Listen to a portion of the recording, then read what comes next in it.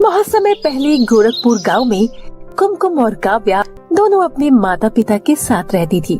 दोनों बहनें जुड़वा थी, परंतु कुमकुम गंजी थी, वहीं दूसरी ओर काव्या के बहुत ही बड़े और काले बाल थे, जिसकी वजह से काव्या कुमकुम को भला बुरा कहती रहती थी। और उन दोनों बहनों का एक ही स्कूल में एडमिशन हुआ था।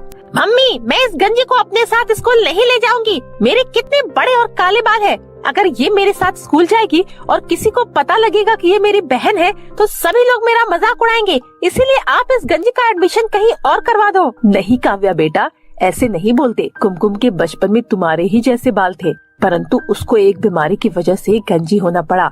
इसमें कुमकुम की कोई गलती नहीं है। तुम इसे कहीं भी अपने साथ नहीं लेकर जाती, पर तुम्हें तो स्कूल अपने साथ लेकर इसे जाना ही पड़ेगा। मैं तुम्हारी एक भी नहीं सुनूंगी। काव्या अपनी माँ के कहने पर कुमकुम को अपने साथ स्कूल ले जाती है, परंतु उसे पूरे रास्ते में उल्टा सीधा बोलती रहती है। ओए गंजी सुन, आज तो मैं तुझे अपने साथ स्कूल लेकर जा रही हूँ, लेकिन तू स्कूल में किसी को मत बताना कि तू मेरी बहन है, वरना तू मेरी इंसल्ट करवा देगी। काव्या, तुम ऐसा क्यों बोलती हो? मैं तुम्हारी सगी बहन हूँ और तुम मेरे साथ ऐसा बर्ताव क्यों करती हो? मुझे बिल्कुल भी अच्छा नहीं लगता। मेरे भी बहुत ही अच्छे और लंबे बाल थे, लेकिन मुझे एक बीमारी हो गई, जिस वजह से मेरे लंबे और अच्छे बाल चले गए। तुम्हें पता है ना ये सब? अगर तुम मेरी जगह होती तो तुम्हें कैसा लगता? मुझे हमेशा कुछ न कुछ बोलती रहती हो। चुप हो जा गंजी कहेगी। मेरा दिमाग बिल्कुल खराब मत कर और चुपचाप मेरे पीछे पीछे चल। मैं सुबह सुबह अपना मूड खराब नहीं करना चाहती हूँ। इस नए स्कूल में मैं नहीं चाहती कि किसी को पता चले कि तू मेरी बहन है, वरना सब मुझे पहले वाले स्कूल की तरह चिढ़ाएंगे। गंजी की बहन, गंजी की बहन। अब चल चुपचाप से, स्कूल के लिए देरी हो रही है। और फिर बातें करते करते काव्या और कुमकुम स्कूल पहुंच जाते हैं। स्कूल पहुंचने के बाद सभी लड़कियां कुमकुम को देखकर बहुत जोर जोर से हंसने लगती है और उसका मजाक उड़ाती है। तभी कुछ लड़कियां काव्या से कहती है, अरे काव्या, ये तेरे साथ उजड़ा चमन कौन है? इसके सिर पर तो एक भी बाल नहीं है। कहीं ये तुम्हारी बहन तो नहीं है? हाँ, तुमने सही पहचाना, ये मेरी बहन नहीं है, ये मेरी मामा की लड़की है और ये यहाँ पढ़ाई करने आई है। अगर मेरी बहन होती तो मेरी तरह सुंदर होती और उसके भी मेरी तरह लंबे और काले बाल होते। और फिर वहाँ खड़ी सभी लड़कियाँ जोर जोर से हंसने लगती है। ये सब देखकर काव्या बहुत ही ज्यादा खुश होने लगती है। और फिर स्कूल खत्म होने के बाद काव्या और कुमकुम दोनों घर वापस आ जाती है। घर वापस आने के बाद कुमकुम बहुत ज्यादा रोने लगती है और कुमकुम की रोने की आवाज सुनकर उसके पिताजी उसके पास आते हैं। क्या हुआ बेटा, तुम रो क्यों रही हो? आज तुम्हारा स्कूल में दिन अच्छा नहीं था क्या? बताओ बेटा, क्या हुआ? पिताजी, मैं अब स्कूल नहीं जाऊंगी। सब लोग मुझे गंजी गंजी बोलकर चिढ़ाते हैं और सभी मुझे ताने देते हैं। सभी मुझे कहते हैं कि तू पढ़ लिख कर क्या करेगी, तेरी तो कभी शादी भी नहीं होगी। इसीलिए मैं बिल्कुल भी स्कूल नहीं जाऊंगी अब। हाँ पिताजी, कुमकुम बिल्कुल सही कह रही है। अगर ये स्कूल नहीं जाएगी तो मुझे भी टेंशन लेने की जरूरत नहीं है।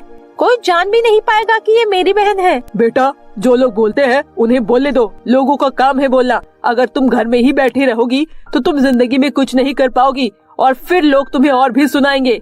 इससे अच्छा है कि तुम अपने भविष्य में कुछ करके लोगों का मुंह बंद करो। कुमकुम को अपने पिताजी की ये बात सुनकर बहुत ज्यादा खुशी होती है। वो अगले दिन से फिर से स्कूल जाना शुरू कर देती है और वो किसी की भी बातों पर ध्यान नहीं देती थी, चाहे उसे कोई गंजी कहे या टकली। वो मन लगाकर पढ़ाई में ध्यान देती और अपनी छठी कक्षा में प्रथम आती है। प्रथम आने के बाद कुमकुम का आत्मविश्वास और भी ज्यादा बढ़ जाता है। ऐसे ही समय बीत रहा था और अब कुमकुम और काव्या की शादी की उम्र हो जाती है, लेकिन कुमकुम के लिए रिश्ता मिलना बहुत मुश्किल हो जाता है। सभी लोग काव्या को पसंद करके चले जाते हैं और कुमकुम को सभी लोग रिजेक्ट कर देते हैं।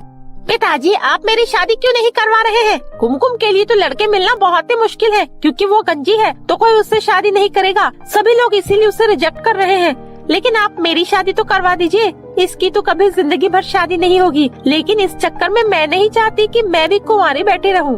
हाँ बेटा, तुम सही कह रही हो। कुमकुम के लिए लड़के मिलना बहुत ही मुश्किल है, इसलिए हम तुम्हारी शादी अगले हफ्ते करवा देंगे। ये सब बात दूर खड़ी कुमकुम सुन रही होती है। अपने पिताजी के मुंह से ये बात सुनकर कुमकुम बहुत ज्यादा निराश हो जाती है और अब उसका आत्मविश्वास डगमगाने लगता है। लेकिन वो खुश होती है कि उसकी वजह से उसकी बहन की शादी में कोई रुकावट नहीं आ रही। और फिर एक हफ्ते बाद काव्या की शादी हो जाती है और वो अपने घर में खुश रहती है। परंतु यहाँ कुमकुम के माता पिता बहुत ही ज्यादा निराश रहने लगते हैं। ये सब देखकर कुमकुम को बिल्कुल अच्छा नहीं लगता और वो मन ही मन सोचने लगती है, मेरी वजह से मेरे माता पिता कितने ज्यादा दुखी रहते हैं। उन्हें आए दिन मेरी शादी की वजह से रिश्तेदार और आसपास के लोग कुछ न कुछ बोलते ही रहते हैं। क्यों न मैं यहाँ से कहीं दूर चली जाऊँ, जिसकी वजह से मेरे माता पिता को कोई कुछ नहीं बोलेगा, वे हंसी खुशी अपनी जिंदगी रह लेंगे। इतना सोचने के बाद कुमकुम अपने घर से बहुत दूर एक जंगल में आ जाती है। जंगल में आने के बाद वो बहुत ज्यादा थक जाती है। पानी की तलाश में वो एक नदी ढूंढ रही होती है और थोड़ी दूर चलने के बाद कुमकुम को नदी मिल जाती है और वो नदी के पास जाकर पानी पीने लगती है। पानी पीते पीते कुमकुम का पाँव नदी में फिसल जाता है और वो नदी में गिर जाती है। बचाओ बचाओ, कोई मुझे बचाओ, नहीं तो मैं डूब जाऊंगी। कोई आकर मेरी मदद करो, बचाओ, मुझे बचाओ। कुमकुम की आवाज सुनकर जंगल में शिकार कर रहा एक राजा कुमकुम की आवाज सुनता है। अरे ये आवाज कहाँ से आ रही है? लगता है किसी को मदद चाहिए। लगता है ये आवाज इधर से आ रही है। चलो मैं जाकर देखता हूँ। कुमकुम की आवाज सुनकर फिर राजा भागता भागता कुमकुम की मदद करने के लिए आ जाता है। अरे लड़की, मुझे हाथ दो अपना, मैं तुम्हें बचाता हूँ। लो पकड़ो मेरा हाथ। फिर वो राजा कुमकुम को बचा लेता है। तुम कौन हो और नदी में कैसे गिर गई? मैं यहाँ के पास वाले गांव में रहती हूँ। मैं अपना घर छोड़कर कहीं दूर जा रही थी, लेकिन मुझे बहुत ज्यादा प्यास लगी थी, इसीलिए मैं नदी में पानी पीने के लिए आई थी। लेकिन पानी पीते पीते मेरा नदी में पैर फिसल गया और मैं नदी में डूबने लगी। पर तुम अपना घर छोड़ के इस जंगल में क्या कर रही थी? कुमकुम रोते हुए अपनी सारी बीती राजा को बताती है। वो बिना कुछ सोचे समझे मंदिर में जाकर कुमकुम से शादी कर लेता है और फिर कुमकुम को अपने राजमहल ले जाता है। राजा के माता पिता अपने बेटे वंश के साथ कुमकुम को देखते हैं तो वो खुश हो जाते हैं, क्योंकि राजा वंश ने शादी करने का कभी कोई फैसला नहीं किया और वो हमेशा शादी से पीछे भागते रहे। उनके माता पिता को इस बात की चिंता थी कि उनका वंश आगे कैसे बढ़ेगा। इसी बात की खुशी के कारण राजा रानी दोनों मिलकर एक बहुत बड़ी दावत रखते हैं। उस दावत में सभी लोग आते हैं। अरे देखो तो राजा वंश ने एक गंजी लड़की से शादी करी है। हाँ देखो तो लगता है राजा वंश ने किसी अनाथ लड़की को अपने घर की बहू बना ली है। उस दावत में सभी आए हुए लोग कुछ न कुछ बातें बोलते रहते हैं। ये सब बात सुनकर कुमकुम बहुत निराश हो जाती है और बाहर जाकर बगीचे में बैठ जाती है। लगता है कि भगवान ने मेरी किस्मत में कभी खुशी का कोई पन्ना ही नहीं लिखा है। जैसे ही मेरी जिंदगी में कोई खुशी आती है, उसके साथ साथ मैं बहुत ज्यादा दुखी भी हो जाती हूँ। ये सब कुमकुम बोल ही रही थी कि तभी बगीचे के एक पेड़ से आवाज आती है। क्या हुआ कुमकुम, तुम इतने निराश क्यों हो? अरे ये आवाज कहाँ से आ रही है? कुमकुम डरो मत, मैं एक जादुई पेड़ हूँ और मैं ईमानदार और अच्छे लोगों की मदद करती हूँ। बताओ तुम क्यों दुखी हो? पेड़ जी, आप तो देख ही रही हो कि मैं गंजी हूँ, जिस वजह से सभी लोग मुझसे दूर रहते हैं और ना ही अच्छे से बात करते हैं। मुझे हमेशा चिढ़ाते रहते हैं। मेरे सर पर बाल आ जाए तो कितना अच्छा रहेगा ना, फिर कोई मुझे नहीं चिढ़ा पाएगा। अरे बस इतनी सी बात कुमकुम, तुम चिंता मत करो, मैं तुम्हें ये जादुई हेयर बैंड देती हूँ, तुम इसको लगा लेना, इसके बाद तुम्हारे बाल हमेशा के लिए आ जाएंगे। धन्यवाद पेड़ जी, आपका बहुत बहुत शुक्रिया। और फिर कुमकुम वो हेयर बैंड लगाकर दावत में वापस चली जाती है। सभी लोग उसे देखकर हैरान रह जाते हैं। राजा वंश तो उसे देखते ही रह जाते हैं और राजा रानी भी बहुत ज्यादा खुश हो जाते हैं। ऐसे ही दिन बीत रहे होते हैं। कुमकुम को जिंदगी में फिर हमेशा के लिए खुशी आ जाती है और वो अब हंसी खुशी रहने लगती है।